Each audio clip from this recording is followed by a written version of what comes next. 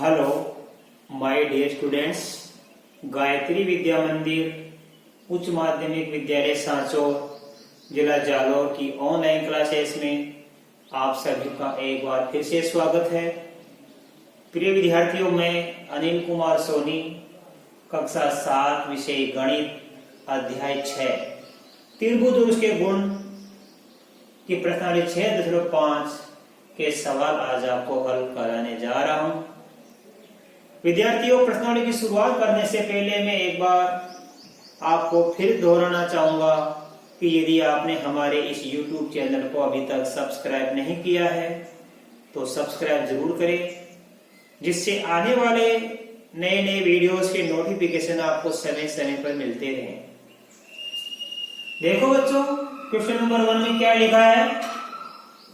त्रिभुज दो PQR त्रिभुज में P समकोण है, PQ बराबर 10 सेमी, PR का मान 24 सेमी है, QR का मान ज्ञात कीजिए। बच्चों, बड़ा ही इंपॉर्टेंट सवाल है, सरल सवाल है।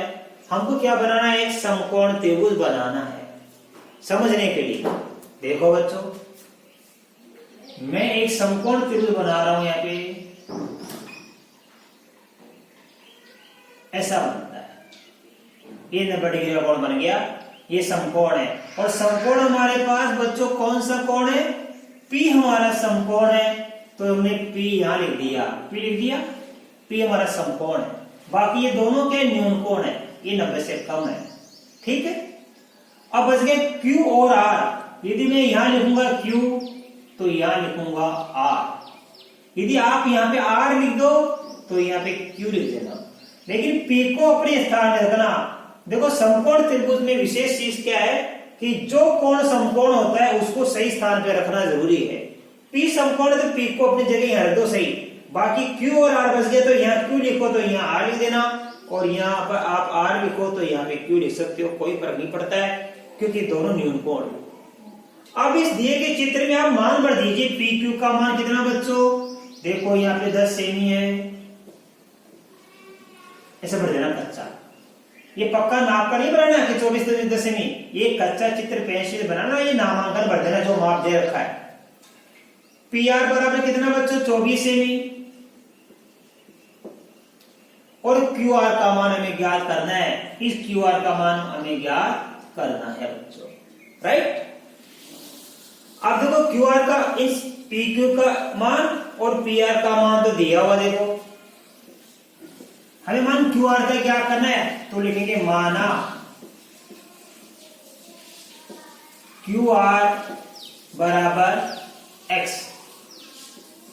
क्या मान लिया अपन इसका मान? X। अब देखो बच्चों, ये समकोण त्रिभुज है, इसमें जो समकोण होता है 90 डिग्री का कोण होता है, उसके सामने वाली भुजा कहलाती है कर्ण। क्या कहलाती है? कर्ण कहलाती है। ये भुजा कहलाती है कर्ण, समकोण के सामने वाली, और ये भुजा कहलाती है आधार, और ये भुजा कहलाती है लंब। ठीक है, तो चाहे इस भुजा का मान ज्ञात करो, चाहे इस भुजा का मान ज्ञात करो, चाहे इस भुजा का मान ज्ञात करो। समकोण त्रिभुज की 3 भुजा होती है। सबसे बड़ी भुजा होती है कर्ण, जो समकोण के सामने होती है, याद रखना।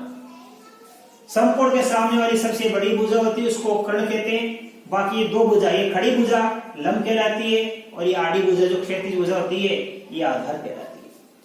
इनमें से किसी भी भुजा का मान आपको ज्ञात करना हो तो आपको एक सूत्र लगाना, पाइथागोरस प्रमेय का। कौन सा?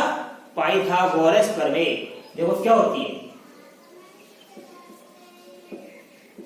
पाइथागोरस प्रमेय से।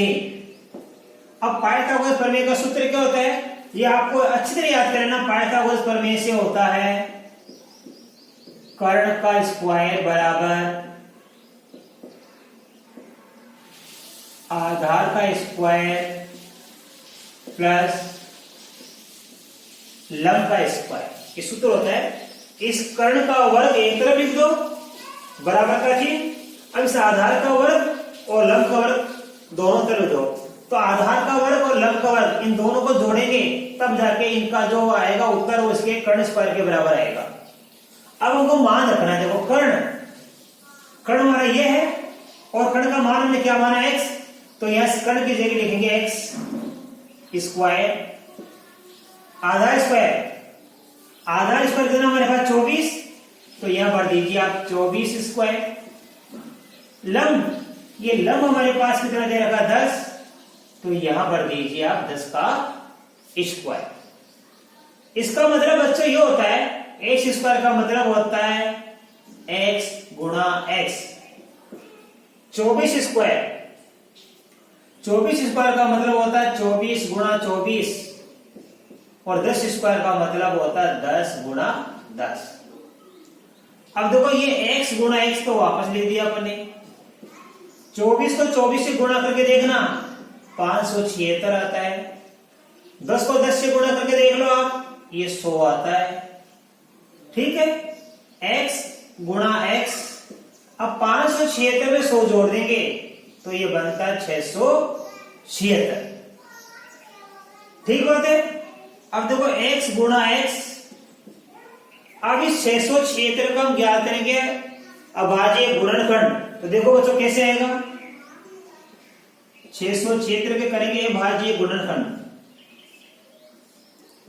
सबसे पहले 2 का भाग देंगे, ये 3, ये 38, फिर 2 का भाग देंगे, ये 2 एकम 2, 2 छिक्के 12, 2 नम 18, 338, 2 का भाग देंगे 169 आ गया। अब 169 में भाग रहता है 13 का, 13 का भाग रहता है 13 बार, क्योंकि 169 में और किसी भी संख्या का भाग नहीं जाता है। हमें तो मालूम है, मुझे तो मालूम है कि आप देख के देखना, 2 के बाद 3 का देख के देखना, 3 के बाद 5 आती है भाज्य संख्या, तो 5 का देख के देखना, 5 के बाद 7 आती है, 7 के बाद आती है हमारे पास में 11, तो इनका भाग नहीं जाएगा। 11 का भाग आती है 13, तो 13 का भाग जाएगा इसमें 169 में। अब फिर 13 का भाग दिया, कितने बार दिया, एक बार, तो देखो ये हो गया यहाँ पे 2 गुणा 2, 13 गुणा 13। ठीक है, अब हमें x का मान क्या करना है, तो क्या करेंगे, इनका वर्गमूल, क्या करेंगे, इनका वर्गमूल क्या करेंगे। अब हम इनका वर्गमूल क्या करेंगे, और वर्गमूल कैसे क्या करते हैं, इन दो संख्या के जो जोड़े बने इनमें से बाहर निकाल दो एक संख्या, इस जोड़े में से x बाहर निकाल दो, इस जोड़े में से 2 बाहर निकाल दो, और इस जोड़े में से 13 को बाहर निकाल दो। तो देखो इधर बच गया x, और 13 का गुणा 2 से करेंगे, 13 दूनी कितना होता है 26, तो x का मान कितना प्राप्त हुआ 26, अर्थात x किसका मान माना QR का, तो लिखेंगे इसलिए QR की माप बराबर होगी 26 सेमी।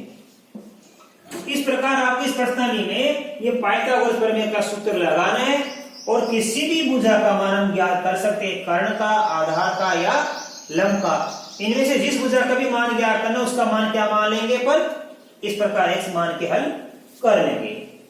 तो बच्चों आप इस सवाल को तो स्क्रीनशॉट ले लीजिए, इसके बाद में आपको अगला सवाल नंबर 2 आपको सिखाऊंगा।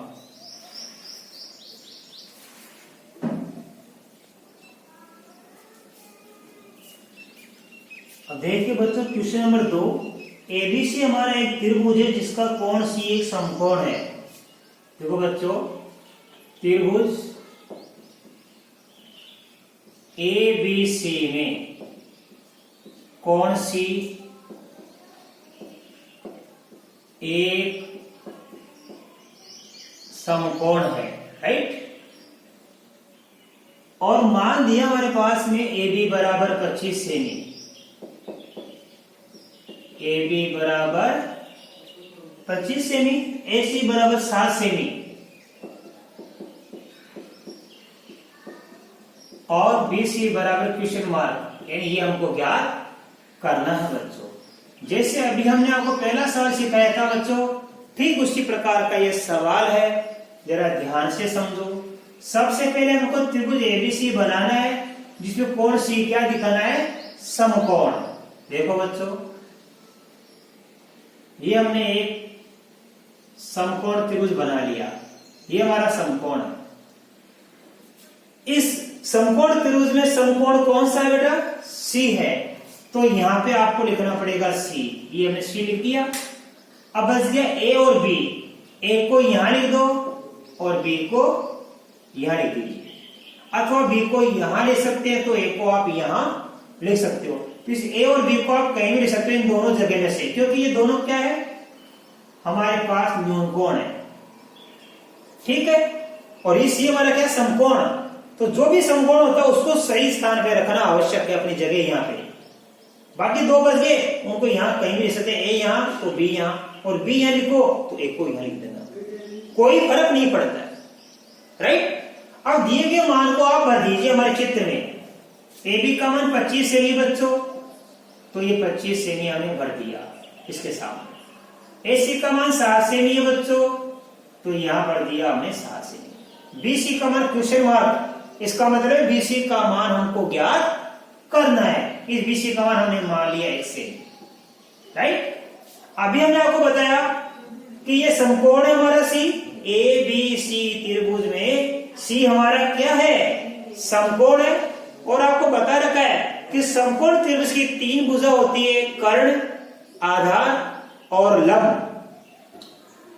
इस समकोण के सामने वाली भुजा ये तो कहलाती है हमारी कर्ण, आपको बता रखा है, भूल मत जाना। और ये कहलाती है जो आड़ी भुजा नीचे क्षैतिज भुजा, ये हमारी कहलाती है आधार। और ये समकोण जिन दो भुजा से, देखो ये इस भुजा से समकोण बन रहा है, ये इनकी आकृति, तो इन दोनों में से एक आधार है और एक लंब है। यहाँ आधार लिखो तो यहाँ लंब, और यहाँ आधार लिखो तो यहाँ लंब लिख सकते हैं। ये हमारी क्या है, लंब। 3 भुजा हो गई। और किसी भी समकोण त्रिभुज में इन 3 भुजाओं में से 2 भुजा का मान दिया हुआ आता है, और तीसरी भुजा का मान हमें ज्ञात करना पड़ता है। बच्चों देखो, इसके पहले वाली में इसका मान हमको ज्ञात करना था, इस बार क्या हो गया, इसका मान हमें ज्ञात नहीं करना, इसका मान दे दिया 25 सेमी। इन 3 भुजा में से किसी भी 2 भुजा का मान दिया जा सकता है, और तीसरी भुजा का मान हमें ज्ञात करना है। मान लो सबसे बड़ी भुजा कौन सी होती है, कर्ण होती है। यदि इसका मान ज्ञात करना है, हमको कर्ण का मान ज्ञात करना है, तो इन दोनों के वर्गों को जोड़ देंगे, इन दोनों के वर्गों को जोड़ देंगे। अथवा मान लो इस भुजा का मान ज्ञात करना हो या इस भुजा का मान ज्ञात करना हो, तो दोनों वर्गों में से बाकी कर लेंगे। क्योंकि ये बड़ी भुजा होती है तो दोनों वर्गों को जोड़ते, इन दोनों के वर्गों को। बाकी ये दोनों छोटी भुजा होती है, तो चाहे ये भुजा का मान ज्ञात करो, चाहे इस भुजा का मान ज्ञात करो, इसके वर्ग में से इसका वर्ग घटा देंगे तो ये प्राप्त हो जाएगा, इसके वर्ग में से इसका वर्ग घटा देंगे तो इसका मान प्राप्त हो जाएगा। बड़ी सिंपल तरीका है। आपको एक पाइथागोरस प्रमेय भी बताई मैंने, उस पर लिखना पाइथागोरस प्रमेय से जो क्या बनता है, अभी आपको बताया मैंने कुछ देर पहले, कर्ण स्क्वायर या कर्ण का वर्ग बराबर होता है आधार का वर्ग प्लस लंब का वर्ग। अब आप चाहे यहां से चालू कर दो लिखना, चाहे यहां से कर दो, मैं यहां से करूंगा। आधार हमारे पास x है, तो इस आधार का वर्ग में लिखूंगा x स्क्वायर, फिर लंब का लिखूंगा मैं, लंब का मान कितना है 7, तो यह 7 का वर्ग प्लस यह प्लस आएगा बच्चों, आधार का वर्ग x स्क्वायर प्लस लंब का वर्ग 7 स्क्वायर। अब लिखो बराबर का चिन्ह, बराबर के सामने ये क्या है, कर्ण, और कर्ण का वर्ग कितना है 25, ये 25 लिख दिया पढ़ने। अब देखो बच्चों कैसे करेंगे हम, ये क्या हमारे पास चर, ये है अचर, और ये क्या हमारे पास चर, ये दोनों चर है। तो आप सबसे पहले इसका कर देना पक्षांतरण। इस चिन्ह का मतलब है इस संख्या को उधर ले जाएंगे हम। तो x का वर्ग बराबर, देखो x का वर्ग 11 बराबर 25 का वर्ग 11। मैंने क्या नहीं लिखा, मैंने ये 7 का वर्ग या नहीं लिखा, क्योंकि 7 का वर्ग का कर रहा हूं पक्षांतरण, ये उधर जाएगा, तो उधर जाएगा किसका बन जाएगा, माइनस का बन जाएगा, ये माइनस का बन गया। यदि ये माइनस का होता प्लस का बन जाता, प्लस का तो माइनस का बन जाता है। अब देखो बच्चों आपको बता रखा है, ये एक्स स्क्वायर का मतलब होता है x गुणा x, 25 का वर्ग होता है 25 गुणा 25, और 7 का वर्ग होता है 7 गुणा 7। ये x गुणा x, 25 को 25 से आप गुणा करके देखना 625 आता है। 7 को 7 से गुणा करके देखना, जोड़ मत देना।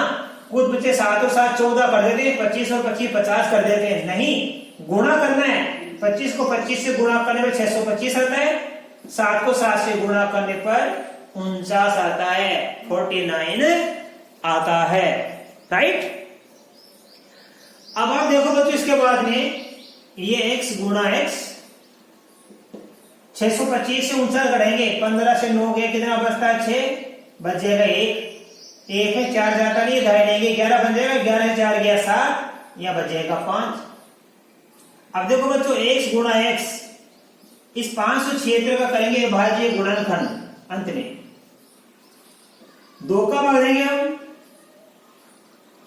288, 2 का भाग देंगे 144, 2 का भाग देंगे तो आएगा 72, 2 का भाग देंगे आएगा 37, और 2 का भाग देंगे तो आएगा 18, 2 का भाग देंगे तो 9, और 3 का भाग दिया 3, 3 का भाग दिया 1। ये बन गया अभाज्य गुणनखंड।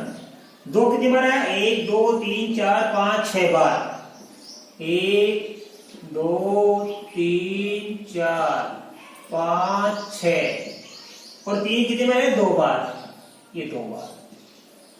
ठीक है बच्चों, अब हमने 500 क्षेत्र कर लिया, अभाज्य गुणनखंड कर लिया। अब हम वर्गमूल ज्ञात करेंगे, इधर वाली संख्या का उधर वाली संख्या का। तो यहां लगा देना वर्गमूल का चिन्ह, यहां लगा देंगे वर्गमूल का चिन्ह। वर्गमूल कैसे ज्ञात करते हैं बच्चों, आपको बता रखा है कि वर्गमूल ज्ञात करते समय दो संख्या के जो हम जोड़े बनाते हैं, उस जोड़े में से एक संख्या बाहर निकाल दो आप, तो वर्गमूल हमें प्राप्त हो जाएगा। देखो यहां से इस जोड़े में से क्या बाहर निकालेंगे अपन x, इस जोड़े में से क्या निकालेंगे 2, देखो 1 जोड़ा 2 जोड़ा 3 जोड़ा 4 जोड़ा करके, ठीक है। इधर x का जोड़ा, इसमें से x बाहर निकाल दिया, इसमें से हमने 2 बाहर निकाल दिया, फिर इस जोड़े में से 2 बाहर आ गया, इस जोड़े में से 2 बाहर आ गया, और इस जोड़े में से क्या बाहर आ गया 3। तो x बराबर, अभी को गुणा करेंगे, 2 को 2 से गुणा करेंगे 4, फिर 4 को 2 से गुणा करेंगे 8, अब 8 को गुणा करेंगे 3 से तो 24। तो x का मान कितना प्राप्त हुआ 24।